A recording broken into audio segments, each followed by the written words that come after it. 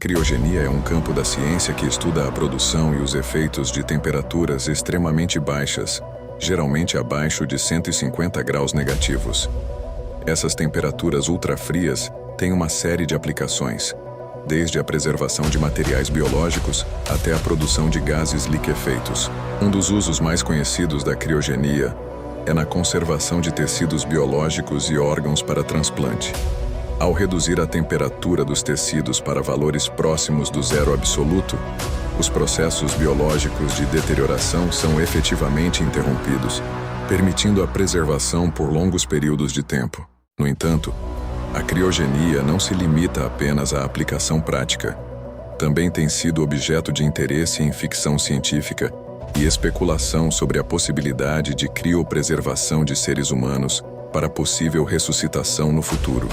Apesar de ainda ser um campo controverso e com desafios significativos, a pesquisa em criogenia continua avançando, oferecendo novas possibilidades e desafios intrigantes para a ciência e a tecnologia modernas. A criogenia, ou criônica, tem como objetivo preservar seres humanos recém-falecidos para reanimá-los futuramente. Muitos cientistas encaram essa possibilidade como algo mais ligado à religiosidade do que à ciência, afinal os corpos são preservados e ficam à espera de um milagre científico capaz de serem ressuscitados. Apesar disso, os diferentes laboratórios de criogenia do mundo estão em franca operação e têm a permissão das autoridades para funcionarem. Existem muitas teorias plausíveis nesta área de pesquisa, assim como infindáveis problemas que precisam ser solucionados. Neste vídeo vamos explicar as principais questões e questionamentos que são levantados por esta teoria. Nos anos 60, o físico e matemático Robert Ettinger escreveu um livro chamado Os Prospectos da Imortalidade. Neste mesmo período, ele criou o Instituto de Criônica e a Sociedade Imortalista nos Estados Unidos da América. A inspiração deste professor, como a de muitos outros cientistas modernos, veio de um livro de ficção chamado O Satélite Jameson, publicado em 1931. A ideia de Robert Ettinger conquistou o coração e a mente de vários entusiastas, que transformaram sua instituição em um grande sucesso. A primeira pessoa a ser congelada foi James Bedford, no ano de 1967. Sua câmara, preenchida com nitrogênio líquido, continua em atividade até nos dias de hoje. Esse processo de congelamento só teve um grande avanço, na década de 90, com a invenção da vitrificação. Basicamente, com o corpo ainda em temperatura normal, recebia uma série de intervenções químicas que fazia com que os cristais formados no processo fossem de vidro ao invés de gelo. Isso diminuiu muito o dano celular nos materiais, em custa de acrescentar o problema da toxicidade desses elementos, que deve ser solucionado antes de o indivíduo entrar no processo de ressuscitação.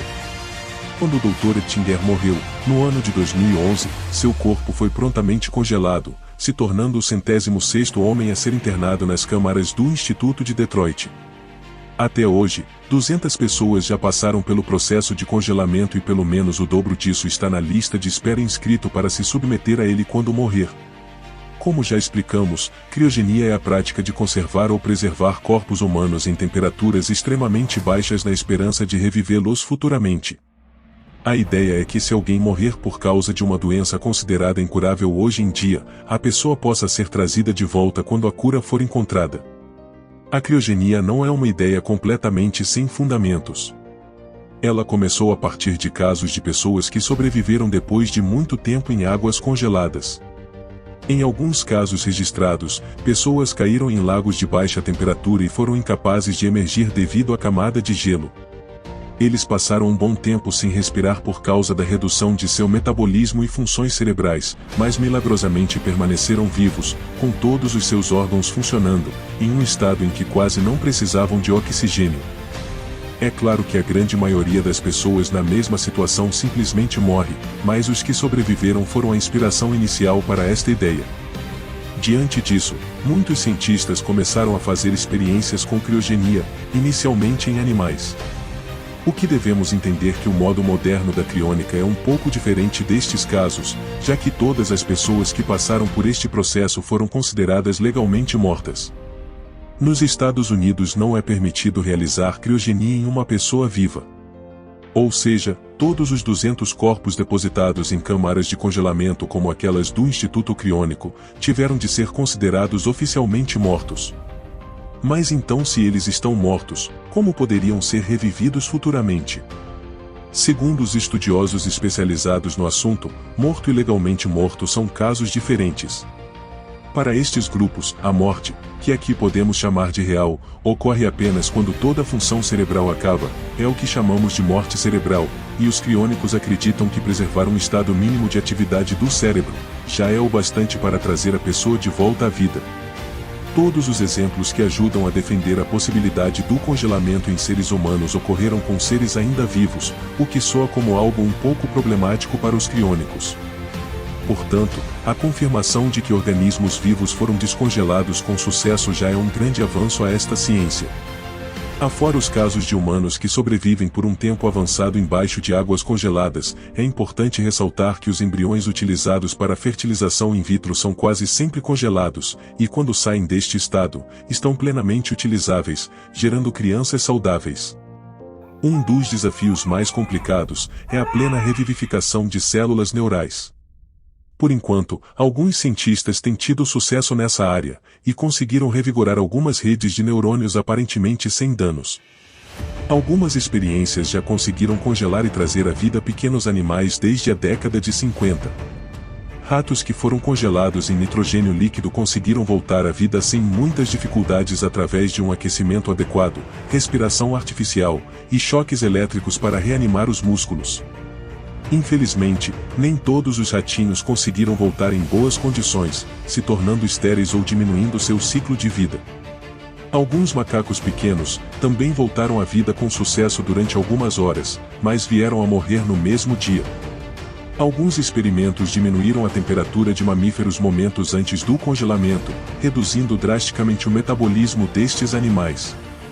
Porcos, que possuem órgãos bastante similar aos nossos, foram trazidos de volta com sucesso, mas nos estados de quase congelamento.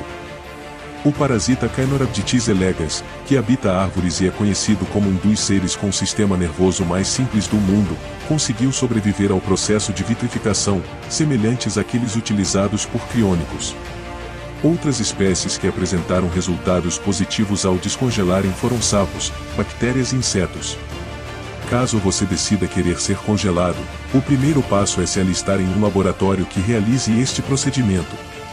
Geralmente, a taxa cobrada gira em torno de $400 anuais. Também, você é obrigado a fazer um seguro de vida elevado que coloca a empresa como beneficiária, garantindo que ela vá ganhar um bom dinheiro com a sua morte. Há também a possibilidade da cobrança de uma taxa de $150 mil para todo o corpo, e $50 mil para congelamento apenas do cérebro. Assim que seu coração parar, uma equipe experiente vai estabilizar o seu corpo, e fornecer oxigênio bastante para o seu cérebro, e o seu sangue, para que você permaneça apresentando algum sinal de vida.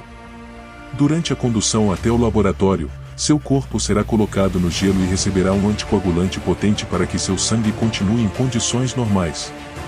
Uma vez na instituição de criogenia, o congelamento real começa. Você não é simplesmente mergulhado em nitrogênio líquido. Isto é para evitar que as células do seu corpo congelem, porque quando a água assume este estado, ela se expande, o que simplesmente destruiria as células do seu organismo. Por isso, a equipe praticamente desidrata o seu corpo, e substitui a água por um composto químico baseado em glicerol, chamado crioprotetor. Seu objetivo é evitar a formação de cristais de gelo dentro do corpo. Este procedimento, chamado de vitrificação, permite que seu corpo seja submergido em temperaturas muito baixas, evitando ser congelado, permanecendo em um estado de animação suspensa.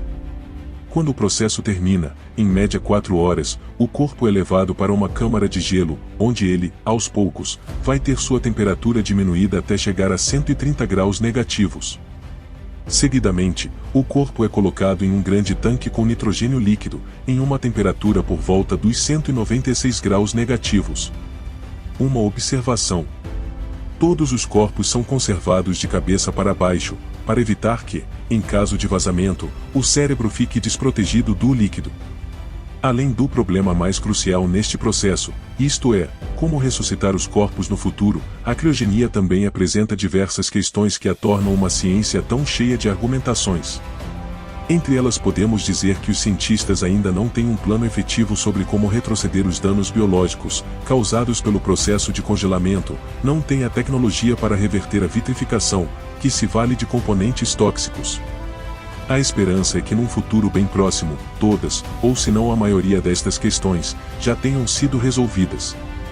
Na verdade, é uma corrida contra o tempo. Outro grande problema é o dinheiro, afinal, a presença constante nas mudanças da economia poderão trazer à vida pessoas que não têm como se sustentar no futuro.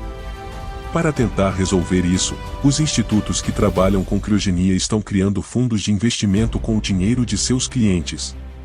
O objetivo destes é reservar uma renda estável que sustente os custos de conservação dos corpos ao longo do tempo e que acumule algum valor para os futuros ressuscitados.